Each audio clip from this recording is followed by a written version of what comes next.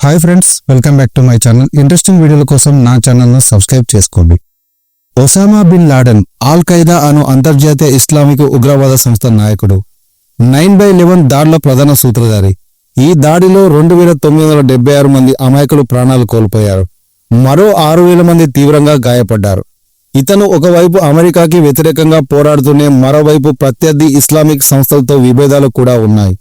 మే 2, 2011 తేదీన అమెరికా సైన్యం జరిపిన ఒక ఆపరేషన్లో ఇతను చనిపోయినట్లు అమెరికా అధ్యక్షుడు ఒబామా ప్రకటించాడు. ఒసామా తండ్రి షేక్ మహమ్మద్ మామూలు స్థాయి నుండి బిన్ లాడెన్ కన్స్ట్రక్షన్ కంపెనీని స్థాపించే దశకి ఎదిగాడు. సౌదీలో అతిపెద్ద కంపెనీ. ఆయనకు 22 పెళ్లిళ్లు చేసుకుని 25 మంది కొడుకులకు 29 మంది కూతులకు తండ్రయ్యాడు. 23వ వివాహం చేసుకునే నిమిత్తం వెళుతూ విమాన ప్రమాదంలో చనిపోయాడు. బిన్ లాడెన్ కుటుంబానికి సౌదీ రాజుల కుటుంబానికి సత్సంబంధాలు ఉన్నాయి. ఇస్లామును పటిష్టంగా పాటించేవారుగా, వ్యాపారవేత్తలుగా, ధనవంతులుగా బిన్ లాడెన్ కుటుంబం గుర్తింపు పొందింది. బిన్ లాడెన్ కుటుంబంలో సంగీతం, నృత్యం హరాం అంటారు. పుట్టినరోజు వేడుకలు కూడా జరపరు. ఒసామా బిన్ లాడెన్ తల్లి తరపు బంధువైన నజ్వాను పెళ్లాడాడు. ఆమెకు 30 ఏళ్లు రాకుండానే వరుసగా 7 మంది కొడుకుల్ని కన్నది. అతను లెబనాన్లో చదివే రోజుల్లో విలాస పురుషుడేనట. తర్వాత ఇస్లాంను కఠినంగా పాటిస్తూ వ్యక్తిగా ఏ ప్రత్యేకత లేకున్నా అందరి మన్నన పొందాడు. సౌదీ రాజుల విలాసవంతమైన జీవితాన్ని విమర్శించినందుకు దేశ బహిష్కరణకు గురయ్యాడు. తర్వాత కాలంలో ఆఫ్ఘనిస్తాన్ తాలిబాన్ వీరుడుగా, అమెరికా విరోధిగా ఎదిగాడు. ఒకరోజు పాకిస్తాన్ స్వాత్ వ్యాలీలో స్పీడ్గా వెళ్తున్న కారును పోలీసులు ఆపారు. ఆ కారులో నీట్గా సేవ్ చేసుకున్న వ్యక్తి కూర్చున్నాడు.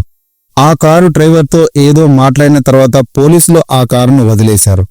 అందులో ఉన్నది ఒసామా బిన్ లాడెన్ అన్న విషయం ఆ పోలీసులకు తెలియదు. అలా వదలకుండా ఉంటే లాడెన్ 10 ఏళ్ల ముందే దొరికేవాడు. స్వాత్ వ్యాలీ, పెషావర్, హరీపూర్ తర్వాత అబొట్టాబాద్లో లాడెన్ సెటిల్ అయ్యాడు.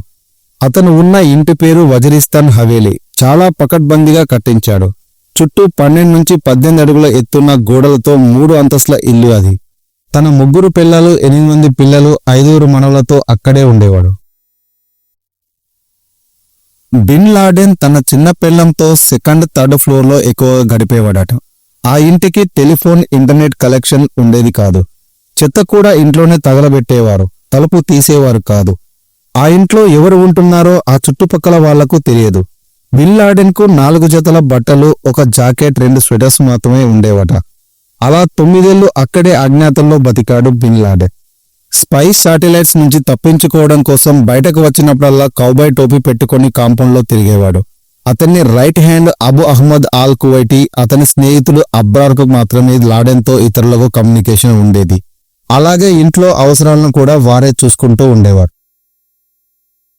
లాడెన్ ఆ ఇంటి ఆవరణలో కూరగాయలు పండించుకుంటూ కుందేళ్లు, కోళ్లను పెంచుకుంటూ బతికేవాడు. మనవళ్లతో మొక్కలు నాటించి ఎవరిది పెద్దగా పెరిగితే వాళ్లకు బహుమతులు ఇస్తారని పోటీలు పెట్టేవాడట.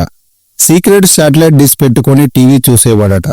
తన గురించి ఒబామా ఏం మాట్లాడుతున్నాడో అనుక్షణం తెలుసుకునేవాడు. అతడు ఎక్కువగా టామ్ అండ్ జెర్రీ యానిమేటెడ్ సినిమాలు చూసేవాడు. స్వీట్స్, చాక్లెట్లు అంటే కూడా బాగా ఇష్టం. ఒకసారి తన భార్య డెలివరీ అవుతుంటే తప్పనిసరి పరిస్థితిలో ఆసుపత్రికి వెళ్లాల్సి వచ్చింది. మారువేషంలో ఉన్న బిన్ లాడెన్ డాక్టర్తో నా భార్య మూగా, చెవిటిది అని అబద్ధం చెప్పాడు. దాంతో ఆమెను ఒక ప్రశ్న కూడా వేయలేదు. ఆ రోజు అమాయకంగా ఆసుపత్రిలో కూర్చున్న బిన్ లాడెన్ను ఎవరు గుర్తుపట్టలేకపోయారు. తన పిల్లలు, మనవళ్ళు స్కూల్కు వెళ్లే అవకాశమే లేదు. దీంతో తానే పాఠాలు చెప్పేవాడు. ఇంటర్నెట్ కనెక్షన్ లేకుండా కంప్యూటర్ ఉండేది. ఏమైనా సమాచారం చేరవేయాలంటే USB డ్రైవ్స్ వాడేవాడు. ఏళ్ల తరబడి అదే ఇంట్లో అనుక్షణం భయపడుతూ బతికాడు. రోజంతా ఏం చేయాలో తోచక అతని దగ్గరున్న వీడియో కెమెరాతో కోళ్లు, మొక్కలు, అప్పుడప్పుడు ఇంటిపై నుంచి వెళ్తున్న హెలికాప్టర్ దృశ్యాలను రికార్డు చేసేవాడు. ఎందుకంటే పక్కనే పాకిస్తాన్ ఆర్మీ కంటోన్మెంట్ ఉండేది. ఏ హెలికాప్టర్ వచ్చినా భయం వేసేదట బిన్ లాడెన్కి.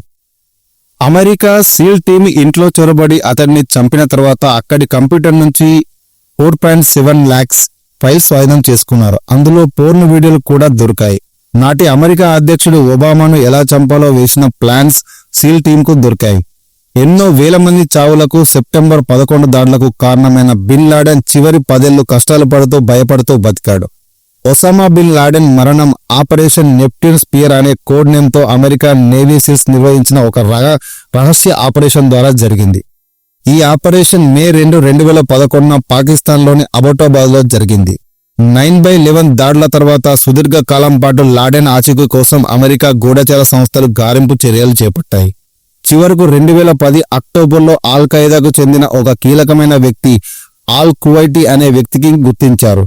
అతని ద్వారా లాడెన్ పాకిస్తాన్లోని అబోటాబాద్లో ఒక సురక్షితమైన కాంపౌండ్లో తలదాచుకున్నాడని అమెరికా అధికారులు నిర్ణయించుకున్నారు.